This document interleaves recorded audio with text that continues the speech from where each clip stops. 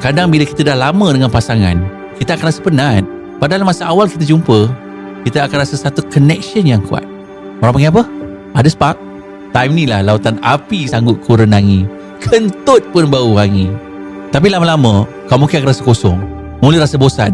Start tak bercakap. Kadang benda kecil pun boleh gaduh. Lepas tu muncullah orang baru dalam hidup kau. Dan dengan orang ni, tiba-tiba kau boleh rasa balik spark yang lama hilang tu. Jadi kau start jadi excited dengan orang ni. Tanpa kau sedar, kau makin jauh dengan pasangan kau. Tapi kau ingat tak? Masa mula-mula kau kenal pasangan kau, kau rasa benda sama sebenarnya. Kau excited, kau rindu, asyik teringat je kat dia. Ujian sebenar sebuah hubungan bukan masa hati kau berbunga, tapi bila kau dah start bosan dan kehabisan kata-kata. Relationship akan jadi kuat bila kau pertahankan apa yang kau dah bina, walaupun kadang rasa lebih baik cari orang lain dan move on.